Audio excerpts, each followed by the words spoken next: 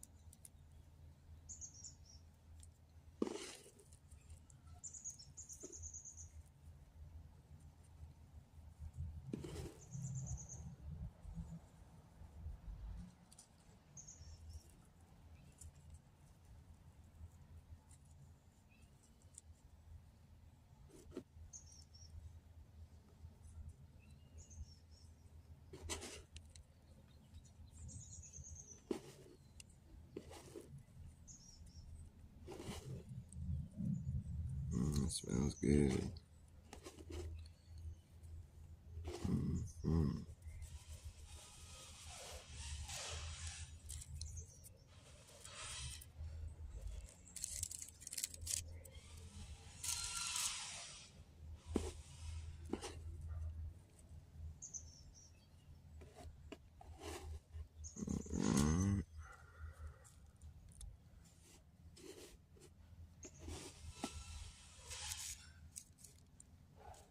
I can make 2 piles, one on each side.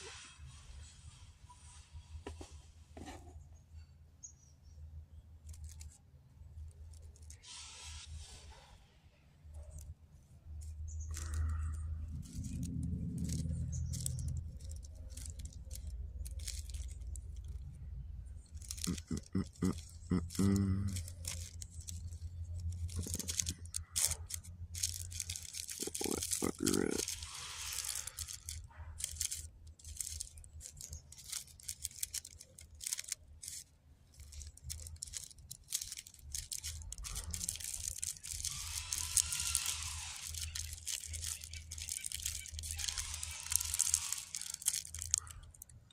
Give it a little licky poo.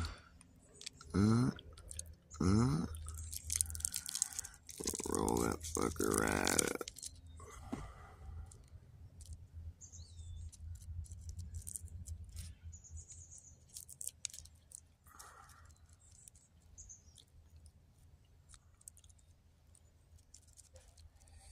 That'll do. That will do.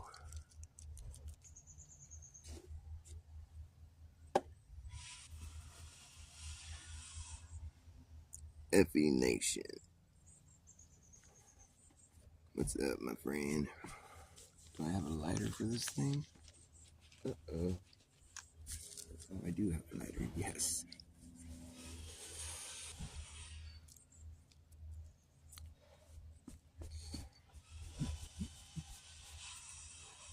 I'd like to thank the good Lord above for this here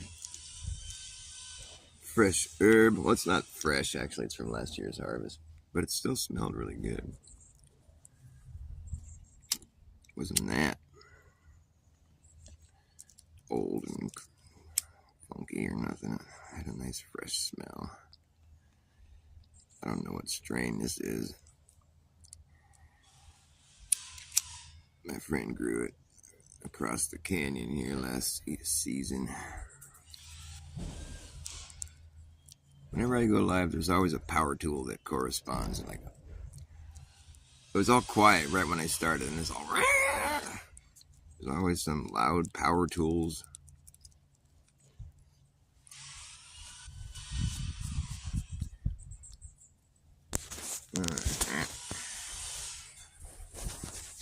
What's going on with you, my friend?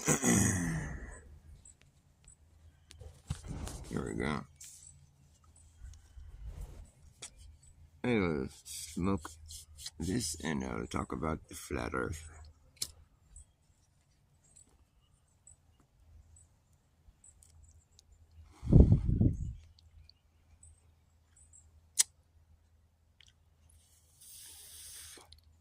Not bad, not bad. It's quite good.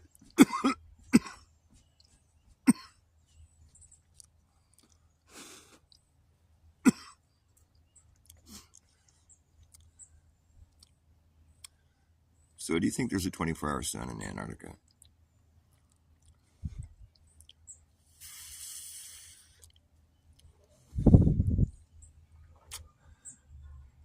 Tricky question there.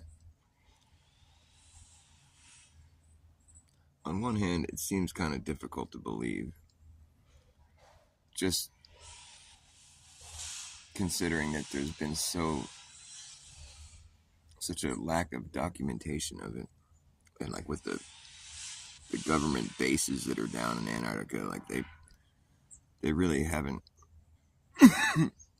managed to capture any of that 24-hour sun on any of their videos. I mean, they have like cameras going during the whole summer season down there, and none of them capture a 24-hour sun. They edit out the dark hours, they say. This is what Jeranism, that's what his research showed us. I haven't really heard him make any remarks on why, after he's been back and he claims that he's seen the 24-hour sun and he claims that the Earth is a globe because of it. I haven't heard him make any remarks on his prior research, which was that, like, he interacted with the base, like I forget which base it was down there, but they told him they edit out the dark hours, and that's why there's 6 to 8 hours missing out of every day. Man, this guy fired up his saw right when I went live. If he's gonna keep doing this, I'm just gonna can it. I hate having to talk over his saw.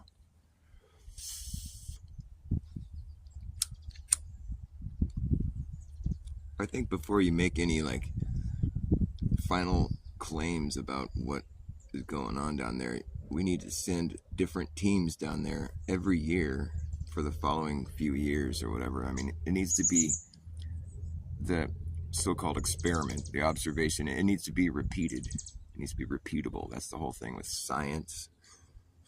We need to repeat the observation. And with the different teams of people, different scientists, preferably as unbiased as possible. Because, I mean, we live in a very magical realm. It's mysterious, but it's also very predictable on the other hand, too. But, I mean, there's phenomena that takes place that's anomalous or whatever. There's certain things that happen that don't happen on a yearly schedule. It could be that there's some phenomena that I mean, granted, these people they're under the impression that the sun is exactly how it's described. It's just like this physical ball of burning gas that we're circling around, and so therefore there couldn't be like they don't want to bring in the firmament on any of their discussions, which it seems like the firmament has been sufficiently proven, or it's just like it's an understood fact. I mean, other than what the Bible says, I mean, there's like government, I mean, they tried to blow a hole in it and they're fucking launching huge explosives into it. However many megaton fucking, whatever they call them, nukes. But they tried to fucking blow a hole in the fucking thing. Now, who in their right mind would do something like that? Why in the fuck would they think that was a good idea?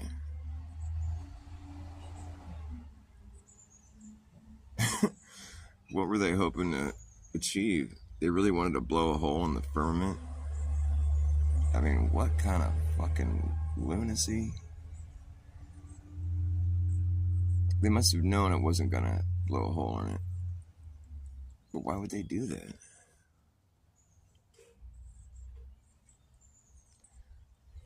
It's bizarre. I mean, I can understand wanting to run experiments on it and try to map it out or something. But trying to blow a hole in it seems pretty stupid.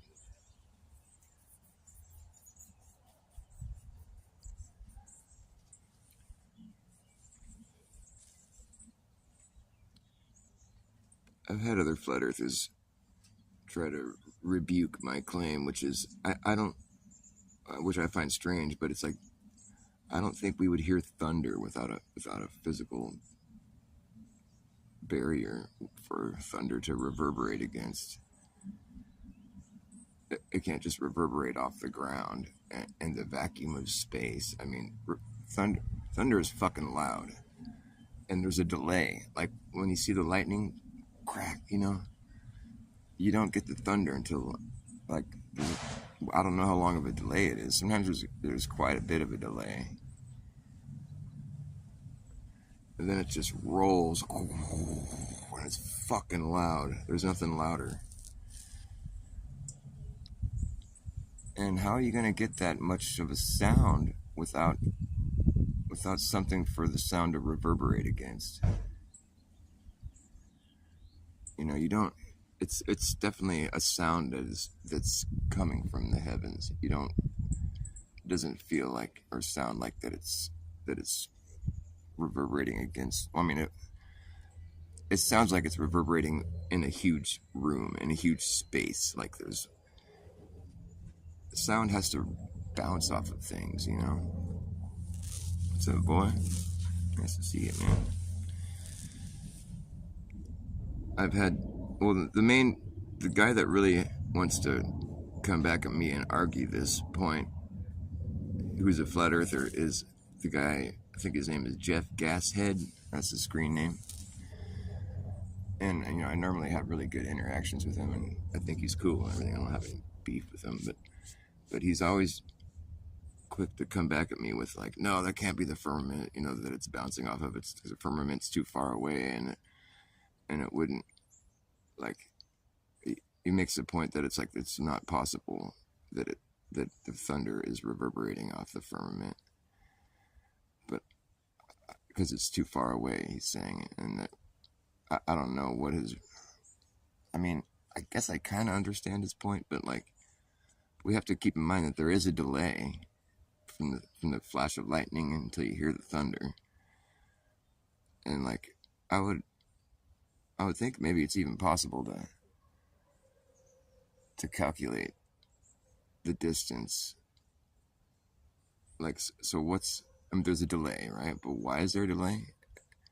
I mean, the clouds aren't that far away, are they?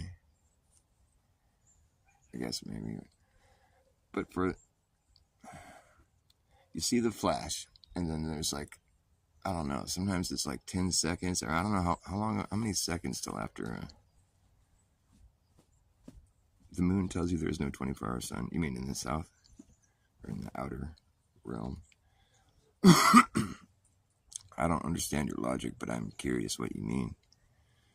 How is that? How does the moon tell you there's no 24-hour sun in Antarctica? I want to know.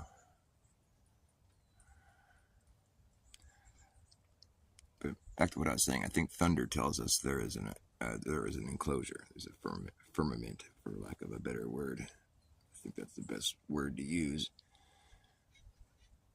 But I can't imagine that that it's possible for sound. I mean, the vacuum of space would suck that. If there was sound, it would suck it right up. It would be gone. You wouldn't hear it. I know it's not a vacuum like a Hoover or whatever, but it's like, you can't, it's supposed to be like void, like it's empty, and you can't like bounce sound off of emptiness. I mean, the only reason we have sound in the first place is because we're enclosed, because we're not in a vacuum. But thunder is the loudest sound. I mean, I can't think of a louder sound. And especially as far as like a sound that's occurring without the hand of man, I almost said naturally, but it's like we're natural. It's like it's not organic because it was been fucked with by man. Yeah, but man is organic. So technically, I mean, what are we, like, not part of the whole thing? We're not organic. If man fucks with it, it's no longer organic. It's no longer natural. Shouldn't have happened. Wouldn't be here otherwise. But now man comes along with this inorganic hand and fucks with things, and now it's not organic anymore. No, it's still organic. It's just, it might not be better or like more healthy or something, but it's still happening under the laws of nature, which there's no way to escape that. Or is there? I say no. If there was a way to escape it, well, that, I would guess that's probably what God is. But I don't even think God can escape it. I think God is it.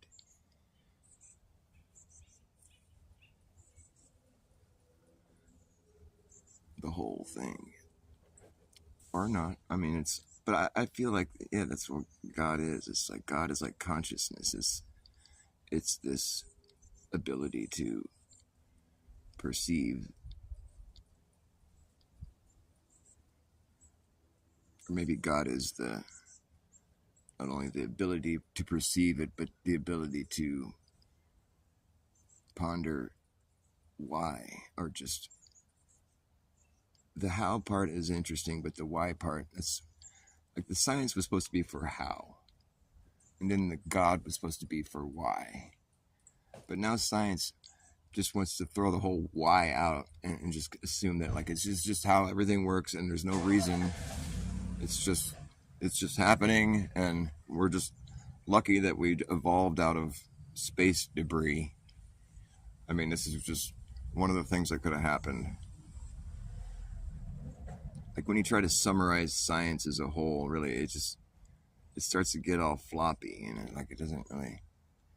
Yeah, I mean, science is cool because we've, developed technology from the understanding of science, but I mean, for what it's worth, it's like the science has its perks, but it's still, I guess it explains why. There is some why that gets explained, but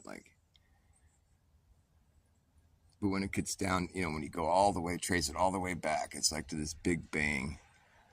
Like science still requires one miracle, then we're gonna make up a story, but we just need that one miracle. Like, so there just happened to be something to blow up. I mean, just like this stuff was just there to blow up, and like we don't. What came before that? Like, they always want to say, "Well, who made God?" Well, who brought the stuff to blow up?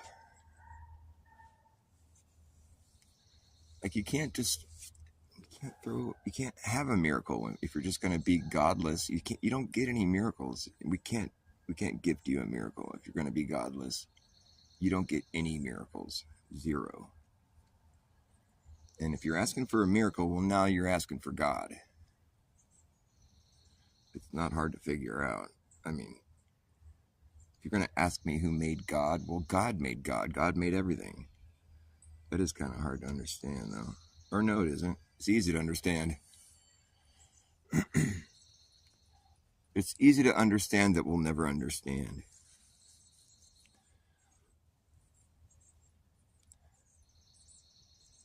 It's just too deep. It's too wide. 180 degrees is opposite. So the moon gets its light from the sun. When the moon is full, it's 180 degrees opposite sun. Okay, I'm following you so far. 1 second per mile of sound. Is that right? Second per mile. So I mean, I don't know. That's crazy. So then that's like the fucking firmament would only be 10 miles away. I mean, I don't know how many seconds pass between lightning and thunder.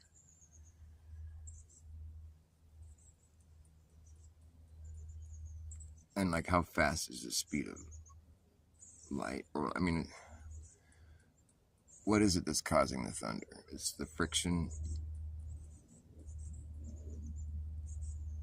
Friction of what? It's just like a discharge of sorts, or what? Oh, fuck, man.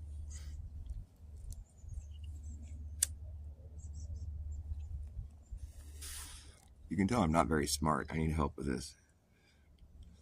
I think we should just call the moon a sponge. It's just a sponge. It's a light sponge. It's a sun sponge. It looks kind of spongy. The moon sponge, and it just soaks up all that light. Soaks it all up. It's just full of light. Kind of like, it's a light sponge, you know, like a light wave sponge. It's a sun sponge. It soaks up the sun and cleans it up. Soaks it all up like how people would soak up water with a normal sponge. It soaks up light with, it's a light sponge. It's a sun sponge. So it soaks it all up. It does the opposite of reflect light. It absorbs it instead. I think it sounds better, and it just seems like it matches the observations better.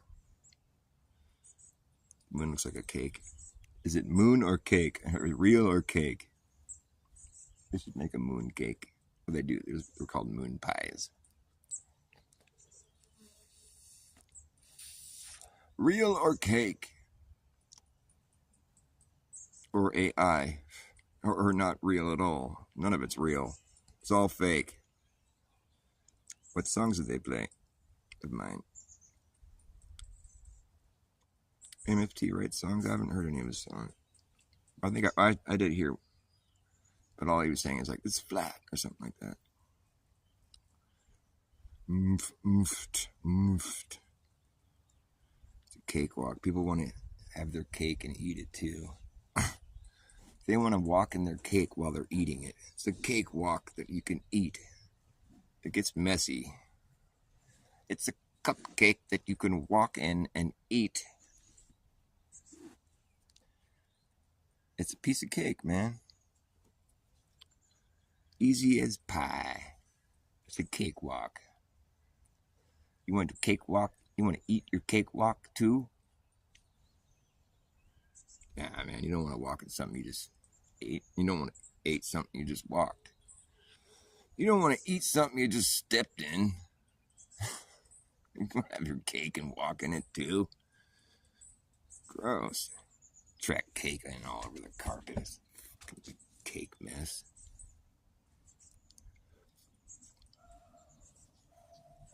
I like when I hear turkeys gobble. They usually gobble at night. They're big gobbling. It's like right when the sun's going down. They're all gobble, gobble, gobble, gobble. It's so cool. I love it. And then the donkey hee-haws at night too. He's off in the distance. Oh! We got a donkey in the distance, and we got turkeys gobbling in the distance too. Gobble, gobble, gobble. And then they, oh! It's cool. And then the rooster in the morning. And the chickens.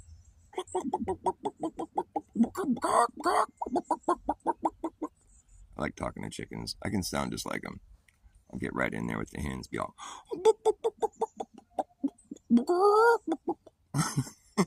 They start looking at me all concerned. But they'll talk back. It's cool. You can talk with birds. Or anything, really. I talk to my plants. I talk to my phone. Because it looks like there's people talking into me in there. But they're just little text things that come up. It could just be like AI. Are you guys AI? Prove to me you're real, man. I think AI would have more to say. Be like, we shouldn't just sit here quietly. We should, like, keep engaging with him so he keeps talking and divulging information. Train that AI. You know what? I think geoengineering might just be a red herring. Or just any color herring. You're sort of real. The Voynich manuscript. Or is it Voynich? Voynich or Nitch? What was I just talking about?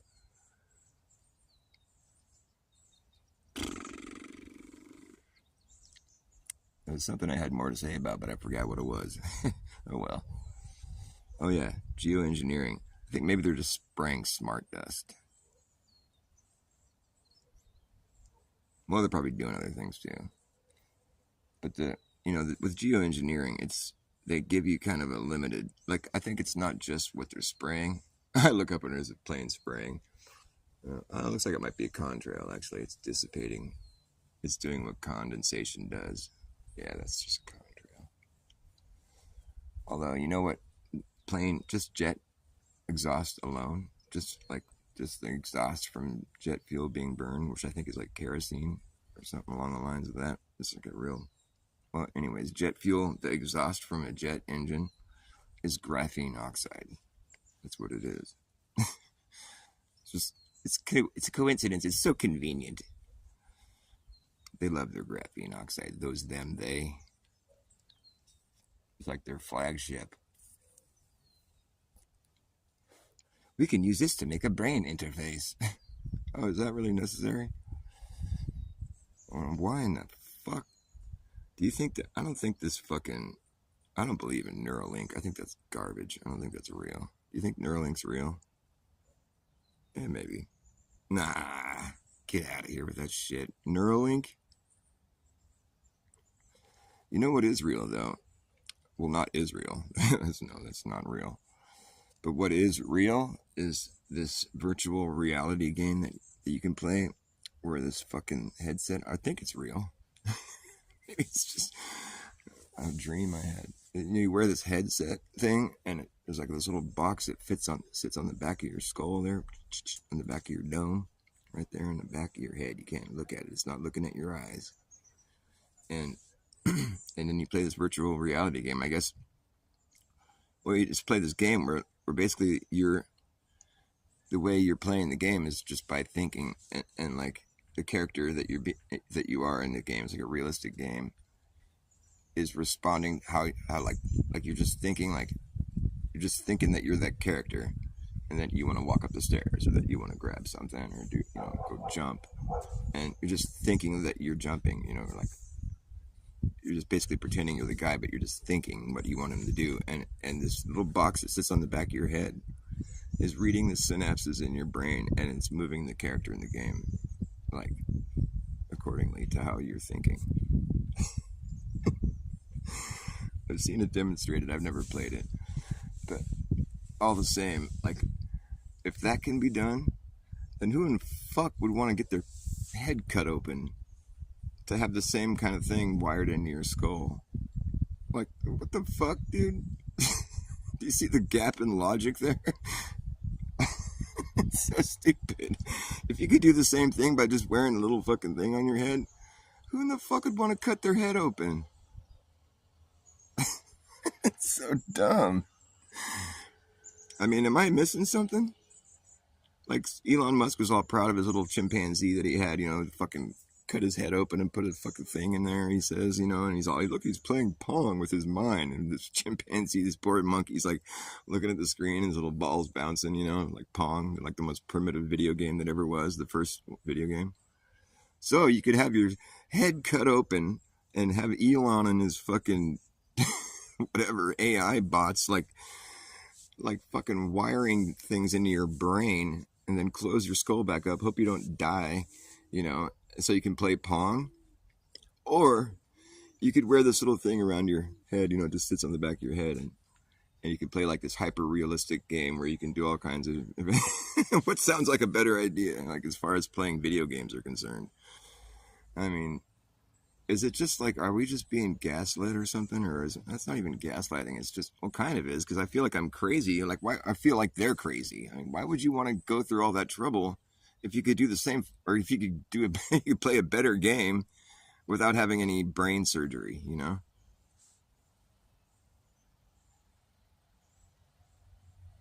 Musk is doing a bit about not being able to launch Starlink in RSA. What's RSA? Because he's white? You mean he's doing like a comedy? Oh, South Africa? Brother. So we're supposed to feel sorry for him?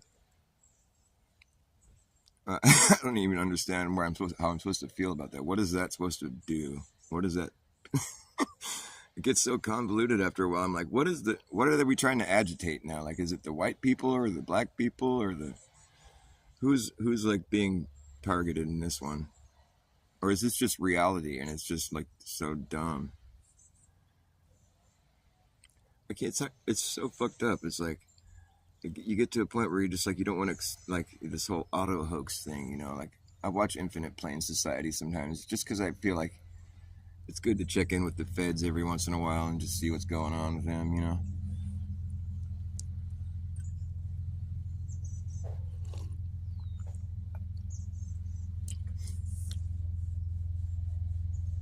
It feels so real. Yeah, I think I'd pass on the whole cutting my head open. What's like a go online? Give me a break. Is it that cool? Do people think it's that cool to go online? Have their brain cut open? Come on, man, get out of here. Do they really think people are going to want to do that? Am I that much different than everybody else where I don't see the reason why that would be a thing?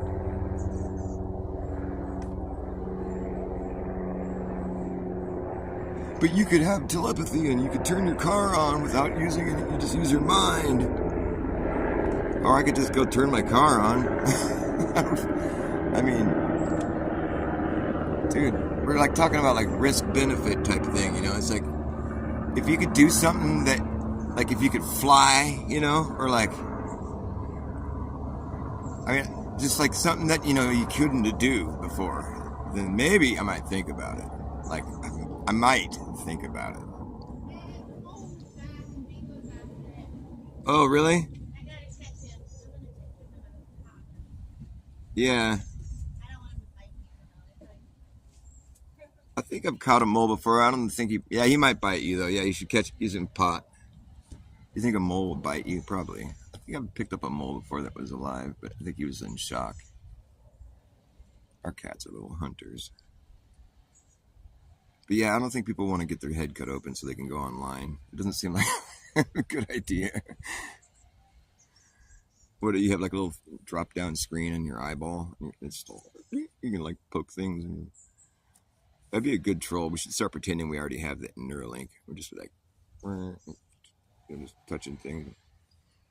What are you doing? Oh, nothing. Don't worry about it. What? No, really. What are you doing? Oh, I'm okay. There. Don't worry about it. Dude, I think he's got Neuralink, man. That'd be a good troll. We should all start doing that. That'd be a good way to like. Or I'm talking about why people would want to get their skull cut open so they could go online. Why would you do that? I'm gonna go online and I think it'd be cool just to go online with your mind.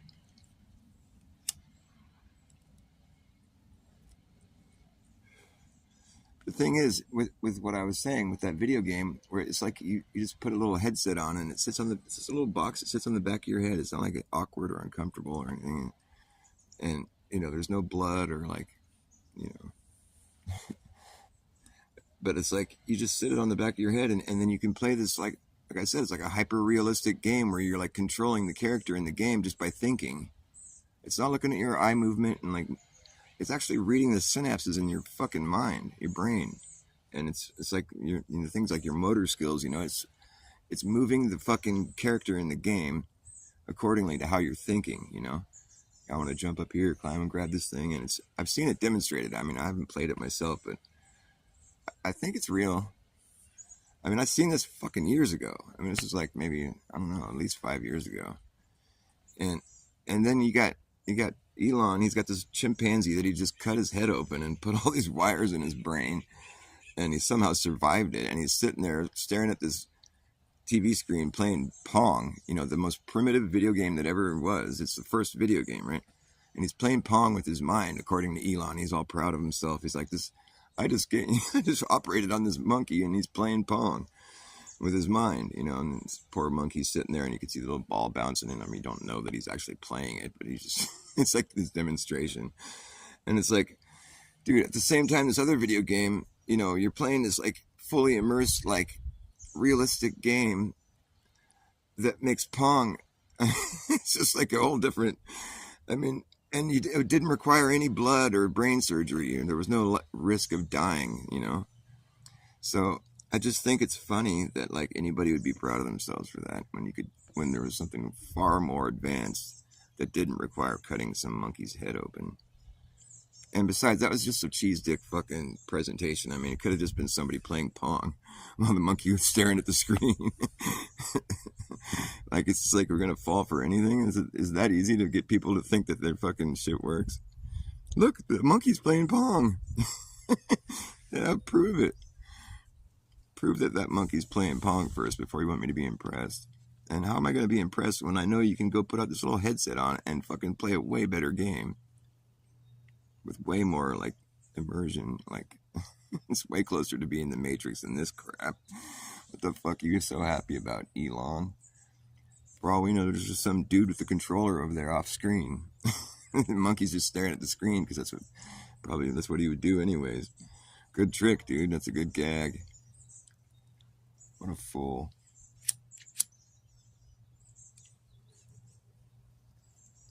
People are like, whoa! Forgetting that they have this fucking virtual reality game that's way better. I mean, it just makes me laugh, but it makes me wonder. I laugh and I wonder. I'm like, it's funny, but I wonder what the fuck is really going on, because why would he be proud of that? What? It's so ridiculous. I don't think they have a Neuralink. Maybe they do. I don't know. I kind of don't believe it. What I don't believe is that anybody's going to want it. I mean, I can understand if you're already just like a vegetable and there's, I guess, I mean, yeah, I mean, there's obviously benefits if you can't walk and then you can walk again. I mean, obviously there's reasons why you might want to do that, but like if it's real. But just as like, your everyday person who's just, going about their life, like nobody would want that. Not one person. I mean, are they just like smelling their own? I mean, do they really think people are going to want this? I mean, you need like generations of indoctrination. I mean, we're not ready for that at all. I mean, you really need a lot of time to get people ready for that. Nobody wants that, I guarantee you. Nobody wants to have their brain cut open so they can go online with their mind. I mean, you don't have to be that clever to figure out what SMART means. SMART, Surveillance, Monitoring, Analysis, Reporting, Technology. SMART. S, Surveillance. M, Monitoring. A, Analysis. R, Reporting. T, Technology. SMART, Surveillance, Monitoring, Analysis, Reporting, Technology. I can go online, and line can go on you. You want that in your mind, in your brain? Well, I'm sorry about your luck. Maybe you need it then. Maybe you've been that fucking propagandized where you think that's a good idea. Well, I'll have like telepathy. Whatever. What if it breaks? How do you know they're not going to like, I mean, dude, if fucking online, when you go online, you're online, but online is on you too. It's a two-way street, man. Basement Jack's monkeys playing Pong. Find the video about the dude fucking wearing, find the video game I was talking about that. Or did you already do that? Because that's the better technology in my opinion, and it doesn't involve brain surgery. And it was a lot more impressive of a demonstration. I was like, wow, that's incredible. Like, I had a hard time believing either one of them, but the video game one, it just looked looked like a legitimate. They were explaining it well, and they showed the guys using it, and yeah, it could have just been a hoax, but like it looked more legit than what Elon was doing. Nothing Elon does looks legit. This shit isn't legit, dude. They're already recalling. Like, that fucking Cybertruck is such a fucking embarrassment, dude. There's nothing cool about it. It's just a big, ugly fucking piece of shit. Like, if that thing was really what it looks like, you know what I mean? Like this burly ass fucking, like you could just go drive it anywhere, and it just is fucking indestructible, This is It's all pointy and just destroy. You know what I mean? Like that car they drove in the Aliens movie. You know, Sigourney Weaver. That car they drove. It's just like that thing was burly. It's like they kind of copied that thing a little bit. You know, it's huge, really, because they could all fit in there. You know, and they're all like doing all their computers and stuff, but they're plowing through aliens and shit. The thing was just indestructible. You know, I drive one of those fuckers. I mean, that's what you want, and you know, why would you want anything else other than that? That thing was just like the most badass vehicle ever, and it was indestructible. I mean, it was driving through aliens and shit, those big ones, you know, and it had all kinds of weapons and shit. It was kick ass. But like the Cybertruck is, dude, you bump into something, the thing is all crinkled and it's like it's totaled. It's gone. It's ripped for real. You get like you can't hit things with it or like you know bump against it or anything. It falls apart. It's not like it's there's nothing about it that's like good. I mean, it's terribly ugly. So, but it's like what I'm saying is like it's a big fake piece of shit. You know what I mean? Like if it was what it looks like it is, like this burly like aliens type car. You know, it looks like it's you know modeled after that thing that Sigourney Weaver was driving in Aliens. If you don't know what I'm talking about, well, you better go look it up because it's cool. I watched that movie again. I watched it on Christmas with my girlfriend's family a couple years ago. It's so weird, but like it's traumatizing. That movie's traumatizing. I felt bad because my kid watched it with us. I mean, he's 9 years old now, but he was a little bit younger when he was like 7.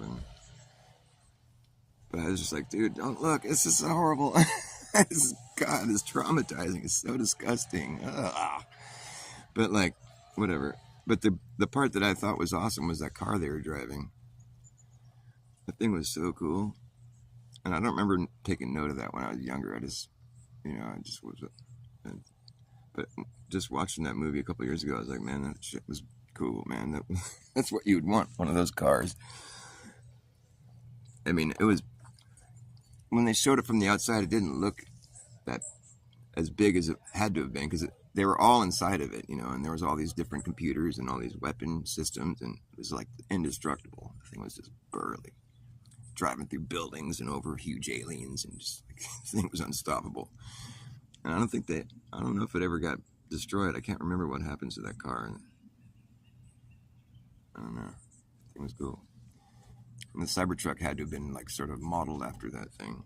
But it's just a big phony, like, it's like, it just reminds me of like somebody who like goes and gets like a cardboard costume of like, you know, or like it's like a paper mache thing, you know, where it's just like, it looks just like the real thing, but it's just a costume. It's fake, you know, so there's nothing about it that's like, that's real, you know.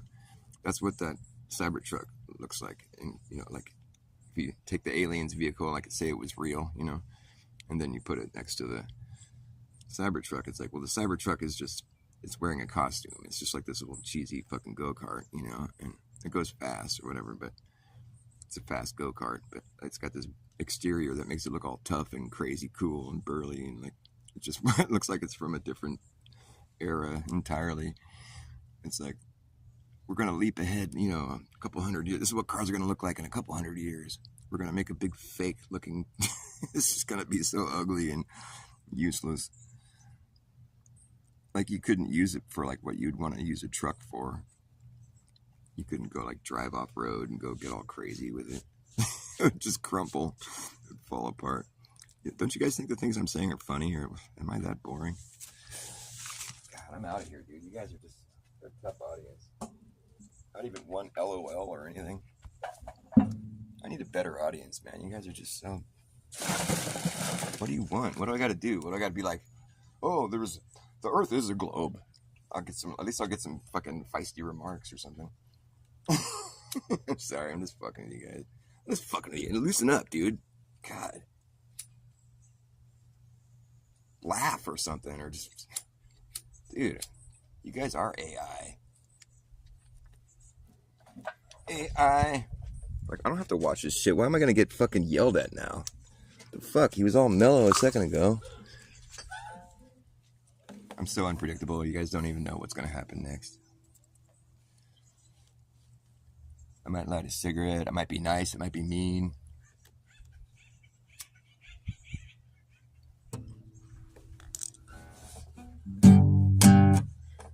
It's like I'm too close. Get away from me. Ow! It hurt. Shake it off, Dr. Bass. Shake it off.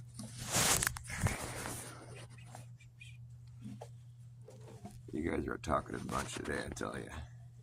It must be just so entertaining that you guys are just left speechless.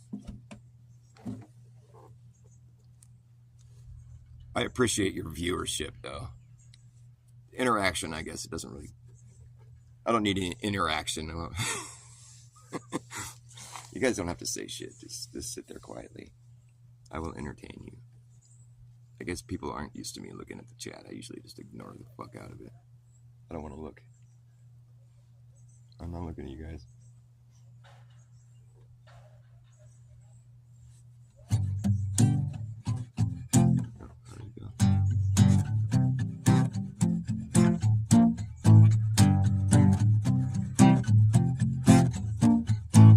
I know what AI is. AI is just an eye up in the sky. It's going to spy on you and I and everyone in society. Say goodbye to your privacy. It's the most realistic shit you can get, but it's still fake shit. Don't mistake it for being real. It's not alive.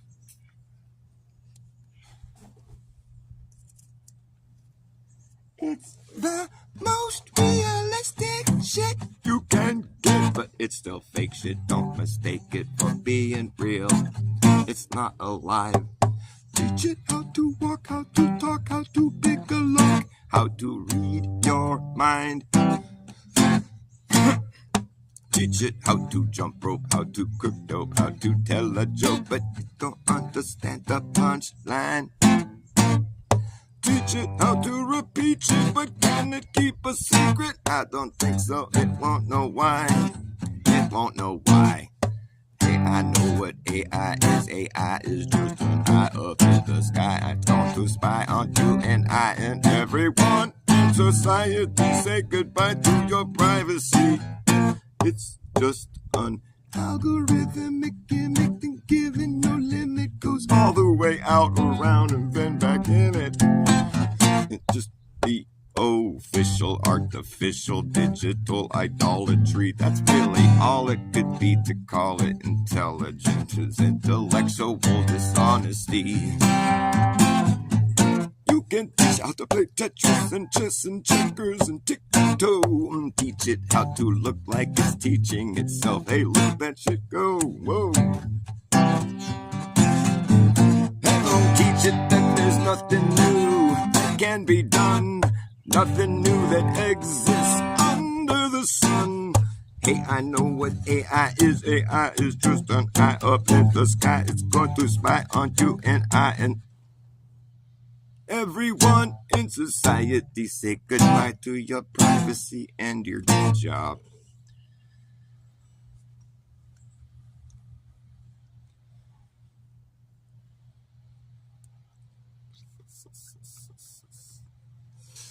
Puff Tough. What's up now? Looks like I lost my audience. I play for zero. I've been from here to zero. Guess my audience didn't like being bantered, put on the spot. That's cool. I don't need an audience.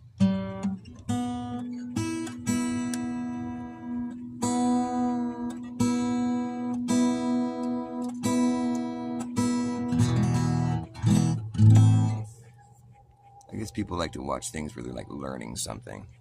I can teach you some stuff. I got some like cosmology that I've been designing of my own.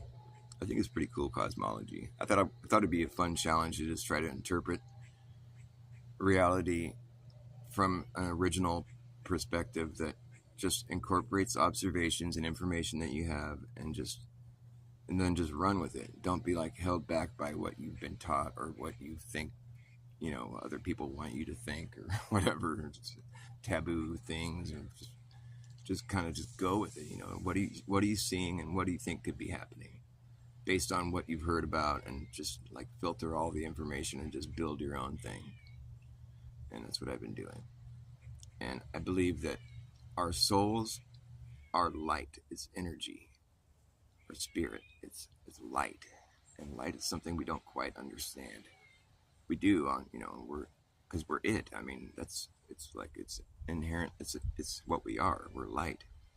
Our spirit, And where would you draw light from? Like, where would this source of all these souls, this light, this energy, where's it all coming from? Where's the source of this light? Well, it's right there.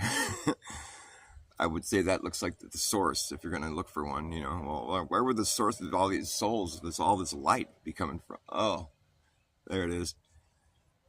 What are these black spots on the sun that come and go?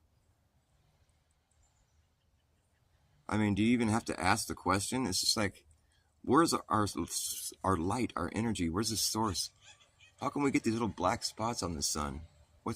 It's like there's something being drawn from it, or how's that happening? What would that be? And then they get filled back in, Is there like some kind of recycling going on? And like, could that be the light at the end of the tunnel? If we don't go to heaven, you just go back to source. Heaven, I guess, would be the stars in the sky. That's energy too. Those are lights, but they don't look like they're source. They look like they're little souls, like our light, our soul. So when you go to heaven, I guess maybe you achieve some kind of greatness here in this life, where like you go beyond. You get to go.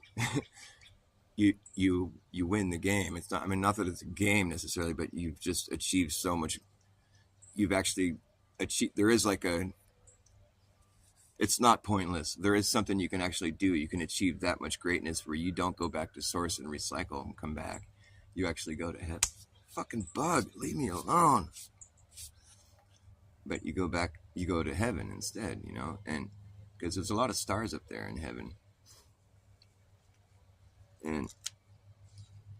But I could see how, because life seems like there's some purpose or some reason. There's like something, there's got to be some purpose, and there's, from what we have to hear about, history and Christ and some of these key figures, stories that we've been handed down, like there is something, like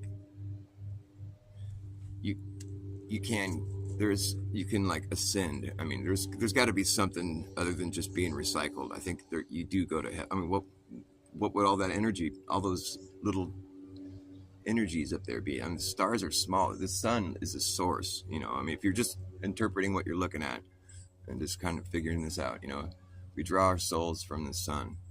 That's what that little black spot on the sun is, where your soul was. But there's always people going back. It's like the lake of fire. It's like, it's not hell necessarily. It's, you just go back to source. Or you go to heaven. It's not torture. It's it's not like you're being punished. You just go back and you try again. And when you succeed, eventually you can succeed. It's my point. And then you go to heaven. And there's a lot of stars up there in heaven. I mean, it's almost like a whole sun's worth of stars up there. And you get the impression, well, like every soul went to heaven, then the sun would be depleted eventually. If there's a little black spot where your soul used to be, if everybody started just going to heaven and the souls kept being spawned, there was no souls going back, those little black spots, would start to be a lot more of them, and then they wouldn't be filling back in. There'd be more stars, but there would be less sun. And it would eventually be depleted if everybody was just achieving heaven, it would eventually run out. And I'd imagine there's quite a bit of souls, but there might be a finite amount. And maybe like what we see in the heavens, all those stars, maybe that's like a sun's worth of stars, or souls, I mean, there's a lot of souls in that source, the main source right there. All those stars could be all those souls from a sun that's been depleted. Like perhaps we've already been through one full sun of souls. There's a whole sun's worth of souls that are up there, and those are where all the stars are. There's that many souls in a sun, and we're on our second sun, and the old sun is still up there floating around. It doesn't have any of its source left, but because it's made of the stuff that suns are made of. I mean, it doesn't have the source in it anymore, but it still has that the you know the shell of what used to hold all the souls, and so it can be charged up. It absorbs sunlight, and it causes it to glow when the sun moves away. The old sun's still glowing from the sun, from absorbing all that sunlight. It's it's made of the stuff suns are made of. It charges up. It absorbs the light, but it doesn't have its own source anymore. And that lake of fire, when it was doing its thing, all these souls coming and going, it's like this bubbling hot, this like source. We don't know what it is really, but when it finally goes dark and its last soul spawns, it's forced to cool down really quickly, and it just hardens. It solidifies right away. And one way to spot an old sun that's floating around up in the sky is because of its surface, because it was all boiling and bubbling, popping, and then it goes cold, and it's like, so it's all cratered. You can see all these craters where the bubbles were, but when it just solidified really quick, you can see, when you see an old sun floating up in the sky, for one thing, you can see it because it's being charged by the sunlight. You can see where the sun was facing it. It's charged up by it, so it's glowing, based on what time of the, because the sun hits it from different angles, so it glows.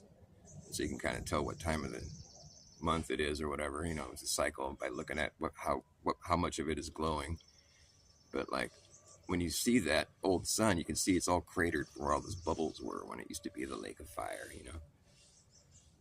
So you can identify an old sun by looking at the craters and by seeing it glow. At night, it'll come by, it's all glowing because it was charged up from the sun. And I believe a sun is born. And so I believe the earth gave birth to the sun. And we're on our second sun. And I believe the earth gives birth to a sun out of its womb, out of the middle of it, the center, the north hole.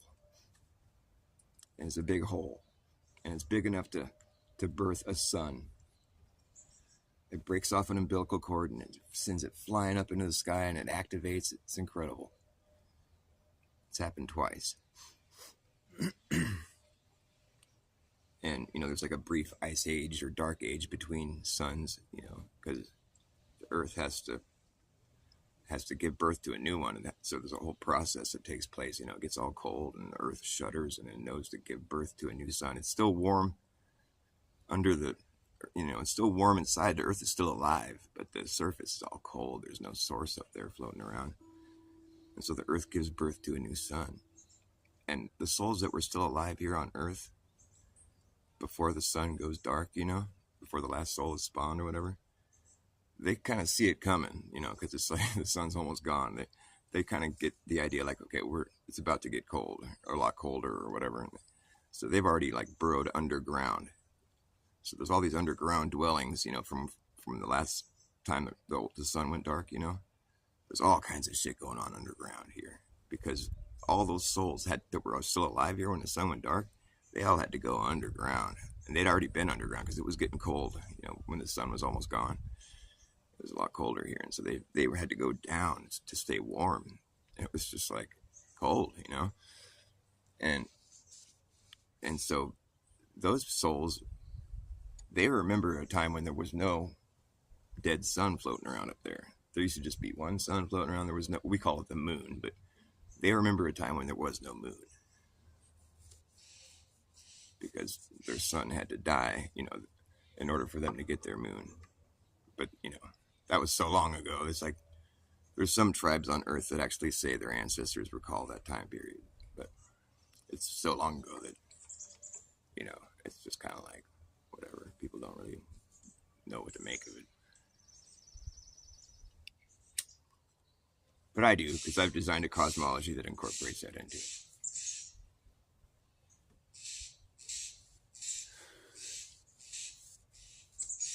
And if you look at the old sun, it's another way to identify an old sun. You can see it's all cratered and stuff, from all the bubbles and boiling, and when it was forced to cool down and solidify. That's a really easy way to identify an old sun. And it's the same size as the sun. It's floating around doing the same thing the sun does, but it's not, it doesn't have any more source left in it.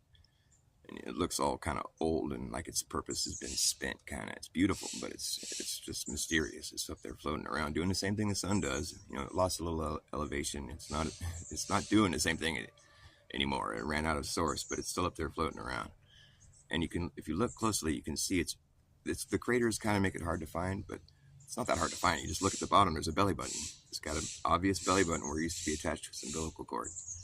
Right there at the bottom. It's an obvious belly button. I mean, there's craters and it kind of makes it confusing, but there's one crater that stands out, and it's not a crater. It's where the umbilical cord used to be attached. It's easy to spot. I've got plenty of pictures of it up on my channel. And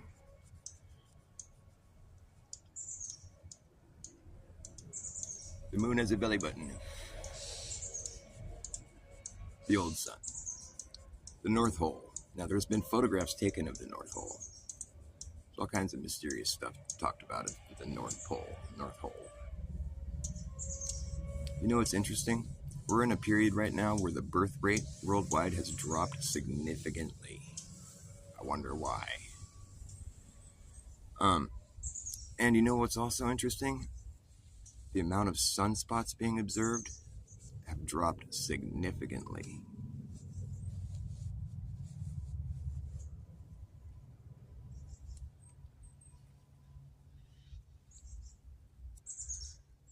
Correlation isn't causation, Dr. Bass.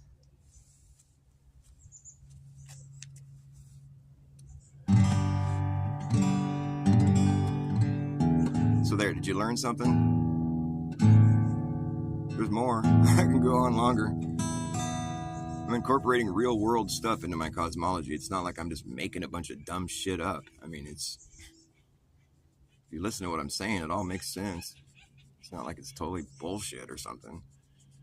It might be, but but I really believe it. I'm not saying that I don't believe what I'm saying, because I'm just left with so much shit to weed through. I'm like, why don't I just make up my own thing? Something that seems believable, something that I can identify with and that I think is real. And that's what I just told you. I just explained everything to you that I think is real. And granted, like if you think about all the things that I had to work with in order to like design my own cosmology, it's like, well, I had all the same things you got to work with. It's like I incorporated all kinds of history into my cosmology and logical evidence that everyone can look at and see. There's none of it really is that crazy. I mean, it is pretty but the thing is, if you just take observations and I think our souls are light. I mean, I think there's even science that says that now. It's energy. We're energy, and where was what would be the source? I mean, is it that hard to figure out? No. I mean, I'm just using obvious logic to design my cosmology. And granted, if you're a heliocentric model person, believer, whatever, if you're under that paradigm, under the impression that's the real truth, well, then my cosmology is going to sound whack-a-doodle. It's not going to make any sense to you. But if you're a flat earther, well, now you're on a level to where what I'm saying is going to make more sense, because you understand that there might be a North Pole. There's been photographs taken of the North Pole. There's all kinds of mythology and weird shit about the North. And you also know that the moon and the sun are the same size and they're local. And the moon is mysterious. And we don't really have an explanation as to what the fuck it is, but I do.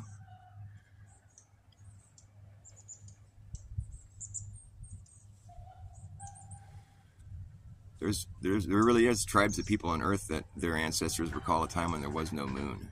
How do you explain that? Well, I can. Well, the sunspots are a huge mystery. How do you explain those? I can. There's not that many sunspots right now. There's not that many people being born. Duh. I'm just looking at evidence and building my own model, man. It's like I'm allowed to do that. I'm not being sacrilegious. I believe in God. I believe God set this whole thing in motion. It seems pretty obvious to me.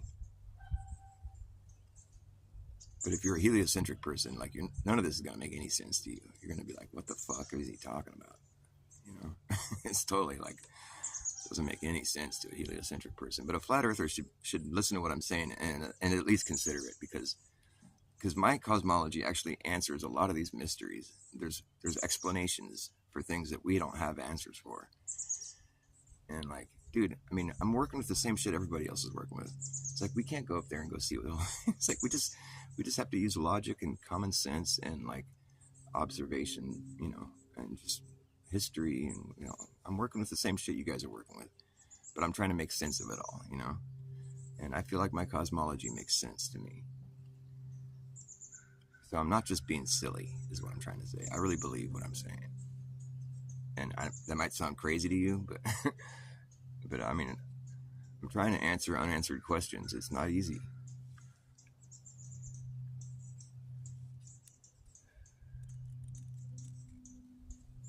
The stars are a huge mystery, not to me. I know exactly what they are. They all came from the old sun that's still floating around up there.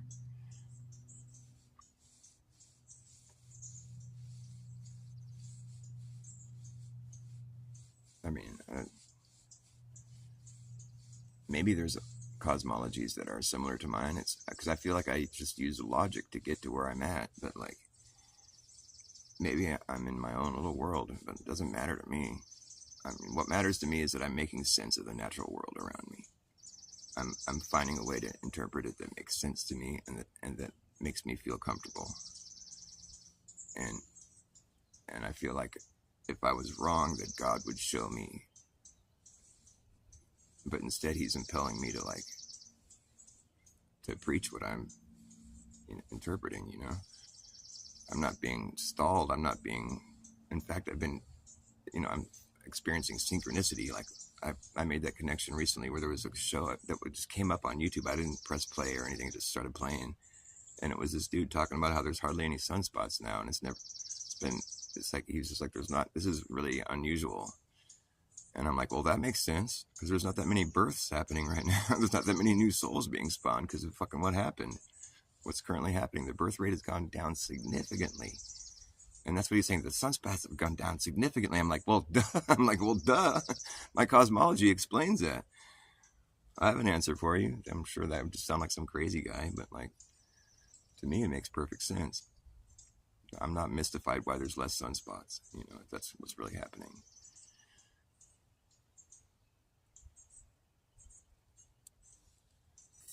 I am concerned, you know, but ultimately it just means this sun's going to be around a lot longer.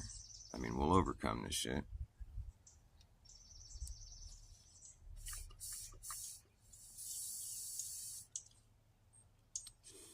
I'm not saying that they're acting, you know, for that cause. Maybe my cosmology really is that dead on, and these guys aren't as evil as they seem. They're trying to prolong this sun. They don't want it to be depleted. I don't believe that's, but I'm just saying is like ultimately the slowing down of birth, the new souls being spawned, ultimately the result is going to be the sun is going to be around longer. I mean, through that lens of my cosmology that I'm trying to, it's our cosmology as far as I'm concerned. It's like I'm interpreting the natural world through my mind, and I believe it's true, the things that I'm saying, and I'm being given signs from God as far as I'm concerned, you know, that I'm dead on. So I'm not telling you this needs to be your cosmology, but I'm talking about cosmology that involves every single living soul and every soul that came before that's up in heaven. Like I'm speaking for all of it, you know. So I think of it as your cosmology. It's not just mine. That's what I'm trying to say. You don't have to identify with it, but when I'm designing this cosmology, it's not just for me. It's I'm obviously part of the whole, and so maybe I should stop calling it my cosmology. Maybe I shouldn't even call it cosmology. I can just call it reality. The reality is this, through my eyes. But I mean, so here I've been able to explain the heavens, the stars, the sun, the moon, um, our most ancient history that we know about. These tribes that claim there was a time when there was no moon. I explained that. I explained the Dark Ages, the Ice Age. The Ice Age. I explained all the underground dwellings that we find all over Earth. All this underground shit. I explained that. I explained the lack of sunspots now. I correlate. I explained the moon's belly button, the North Hole. I explained. I mean, that would be where this whole thing would kick off, right there in the middle, and then it starts circling, making its circuit. That's why I started this off with, like, do you really think there's a 24-hour sun in Antarctica? I kind of don't think so, but it mystifies me. It's the only stumbling block I have right now, and the reason I'm still stumbling on it is because I do realize the days get longer the further south you go during their summer, and I'm talking like Punta Arenas gets a 17.5-hour sun in the sky. Right there, that alone kind of throws a monkey wrench at our idea, but I'm never gonna be like, the Earth isn't a globe, but I'm saying that the 24-hour sun, I do understand the reasoning and the logic, and it's not like the final experiment is a total like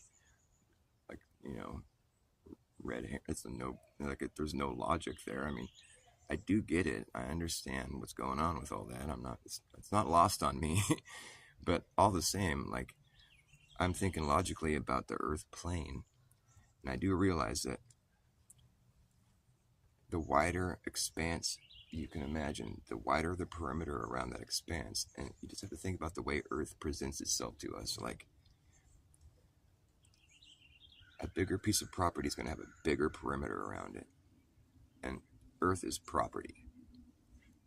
The water, the land, it's all property. Think about it that way. Okay, so now when you get property, you're going to put a perimeter around your property, so you know how much property you have. It's yours, but Earth is all one big piece of property. And so the bigger piece of property you have, the bigger the perimeter. You just have to think about it. We're on the face of the Earth. You're going to go buy a piece of property. You're going to go put a perimeter around it. The bigger the piece of property, the bigger the perimeter around it. That we can just agree that that's a law. That's just a fact. Okay, we can't. No one can shake a stick at that. No one's going to argue with me about that. And that's just where I'm staking my flag right there. I'm not going beyond that. That's how I look at Earth. The bigger piece of property you have, the bigger the perimeter around it. That's where I'm staking my flag. That's the law. And that's just obvious. It's logical. There's nothing about it that is not logical. And that's what happens indefinitely. I'm saying that's all we'll ever see. There's no exception to that. It's an obvious reality. If people didn't realize what I was talking about, what I'm getting at, everybody would agree. Everybody on Earth with me would agree. We could put it. That's a law. Okay, the bigger the piece of property, the bigger the perimeter around it. Okay, that's understood, right? Okay, everybody agrees. Everybody in the world agrees. It's obvious. Okay, good. Okay, and there's no exception to that. I think I still have everybody on the same page with me. And I mean no exception to that. And it just gets bigger. There's more and more places to put within your perimeter. I think I still have everybody with me so far, if they didn't realize where I was going. Some of these globers, they're pretty clever. They might start coming at you with some sideways shit, but so far I think I still have everybody with me here. It just gets bigger, right? There's more and more area out there. There's countries and oceans, it gets more and more wide. And just a bigger piece of property, the bigger the perimeter around it. And just keep reminding ourselves of that. It's a fact. We already made that a law. I stuck my flag right there, and that's just as far as I was going to go. There's nothing. There's no exception. Why would there be an exception to that? Just think logically. That's how it works here. the wider the expanse, the more area, the bigger the perimeter around it. I mean, there's a lot of space here on Earth, right? On the surface of the Earth. If you want to buy all the property available, well, there's going to be a pretty big perimeter around all that, isn't there? Yep. I imagine so. It's got the whole fucking world inside of it, right? What? You don't think you can draw a perimeter around the whole world? Well, technically, the equator is the biggest circumference you can draw on the face of the globe Earth, and it's 25,000 miles roughly in circumference, and it's encompassing. Well, it's got half the Earth inside of its. Well, it's a straight line, but it's half the world is on that side, and the other half is on the other side, and but you come back to where you started, but it's a straight line. It's not a circle. But it started off as a circle until it got so big it's just a straight line. You come all the way back to where you started. We're on a ball. So the biggest circle you can draw on the surface of the Earth is circling half the fucking Earth. Can we go back to where I stuck my flag, which was the bigger the perimeter, the bigger the property, the bigger the perimeter. If the biggest perimeter you can draw, circumference, whatever, is only encompassing half the world, then if I put more property within my perimeter now, it's going to be smaller. So now, the bigger the piece of property, the smaller the perimeter. So now the law got reversed. Wait, what's going on here? Let's say I own half the world and I have a perimeter around it. You don't think that's something that can be done in reality? No, come on, come back to reality. That can be done. Someone could go and circle, they could go start where the equator is, all right? And they just go follow the whole fucking thing and come back to where they started, right? To me, it would just be a circle, but whatever. You can call it whatever you want. But the thing is, we're going to take the northern hemisphere. We're going to own that now. It's possible. It's real locations on Earth that could be acquired. I mean, it's not like La La Land. It's something you could do, really. You could go say, okay, we own the northern hemisphere. Now just everybody has to play along with my thought experiment. Okay, so now it's all that property. The bigger the piece of property, the bigger the perimeter. All right, let's just keep that law. That's where I stuck my flag. I'm not going to pull that flag out and start making exceptions. Okay, so now if I want more than the northern hemisphere now, I want more than the northern, whatever's inside my circle I drew, which was, we called it the equator. What's the equator circling? That's a good question. For me, right now, in this thought experiment, it's circling the northern hemisphere. Anyways, I want to add more property to my acquirement. So now I would imagine it would be a bigger perimeter because I'm going to add more property inside my already massive property line.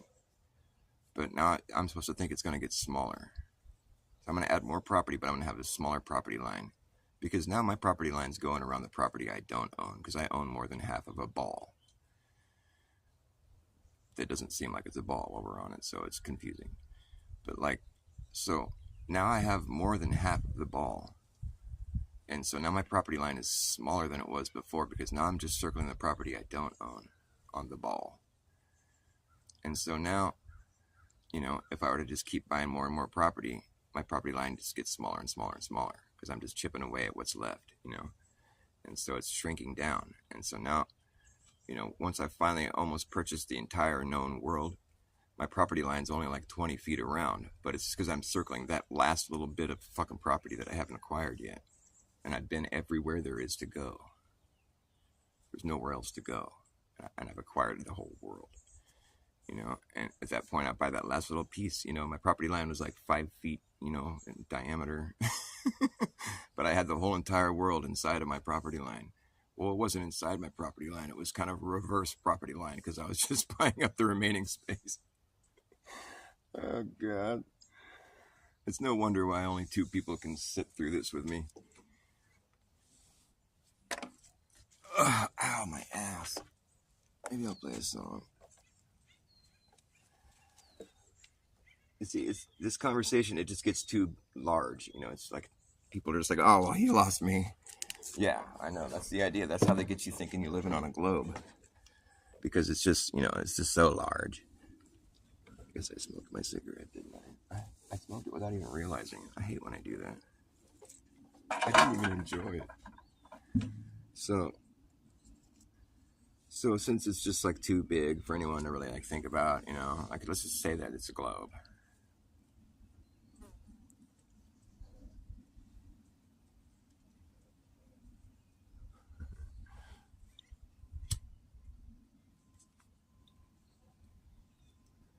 Did you hear me out on my cosmology there, boy? Our cosmology? You heard that whole thing? Oh man, I love it. I just want somebody to listen to me because I feel like I'm talking logic, but like I know it sounds crazy to most people. I do realize that, but I'm trying to make it to where it makes sense, like I want to make sense. There's all these unanswered questions, especially once you enter into flat earth, because you have to throw everything out and you just have to reassess everything, and sort of start over. And, we don't have, but there is a lot of history that we have to draw from, it's like there's all this shit. But like you're not going to get to where I'm at here until you come to flat earth. You have to get off the heliocentric model entirely if you want to get to where I'm at. It's not going to make any sense to you otherwise. And I know you guys are already there. That's why I'm talking to you. I want to talk to everybody, but you first have to enter into the paradigm of flat earth, of reality, because like I said, I'm staking my flag right there. A bigger piece of property has a bigger perimeter. You're never going to see an exception to that. And, all the way out, indefinitely. I put my life on it. I think that's what happens. It seems like it's so logical. It's just like, and I feel like everybody agrees with me until they start realizing that what they're doing is they're busy debunking the globe. Then they have to start backpedaling. Oh, well, technically, you're only circling the property you don't own, so yeah, it's going to be smaller. No. How are you going to put a smaller perimeter around all that property? That doesn't happen in real life, dude. That's never happened. But it's just so much. It's so big, Dr. Bass. You just don't get it. It's just so big. I know. That's where I stuck my flag. The bigger it gets, the bigger it's big. You're right. It doesn't ever shrink. The expanse only widens. Why would you think it would do anything else? You've been programmed to think something's just ridiculous. It doesn't make sense. Well, it makes sense if it makes sense. If it was true, then it would be true. If you were ants on a basketball, no. If I was an ant on a basketball, I would know when I was on the bottom. It would be quite apparent. So you can't make that comparison. No, but if we were ants on a basketball and it was like Earth, shut up. You can't point at anything in nature and say it's like kind of like this, where there's these creatures living on a ball that's suspended in nothing, and they're all feeling like they're right side up while they're upside down from each other, and there's nothing you can point to that actually resembles what you're trying to explain we're living in. It's like, well, the big picture is totally different than what the small picture is, but the small, when atoms are like, it's like as soon as whatever it is we're talking about is beyond our scope, then all these fancy fairy tales take place. Like I'm trying to design my reality, in my mind to where like that's not necessary, Those stars are further away because they're in heaven. They're smaller than the sun because they're just parts of a sun. Makes perfect sense to me. There's a lot of them because we've already been through one sun. That's what that other thing floating around up there is. Makes perfect sense to me. The sun is a source of light. Our souls are light. Our souls come from the sun and go back into the sun. We're playing a game here. Like you can go to heaven or you can go back to the lake of fire and then just start again, There's not that many sunspots right now. There's not that many people being born.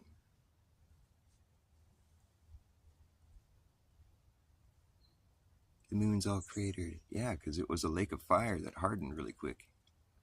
There's all these bubbles popping. Now there's craters. The moon has a belly button. Well, I can explain that. There's a North Pole. I can explain that too. We're busy living through the second coming of Source. And beyond all that, there is a creator that that is just so brilliant. There's no words that you can use to explain, because it's what wraps around your mind. It's we're within that. I mean, we'll never really. There's some things we'll never really, you know, we'll never beat God like that. There is a separation, I believe, but I do think God is here in this. This is what God's experiencing. Like, this is why God did this. And like, I don't think God knew what was going to happen. I think God knows what's going to happen with the design that I'm explaining.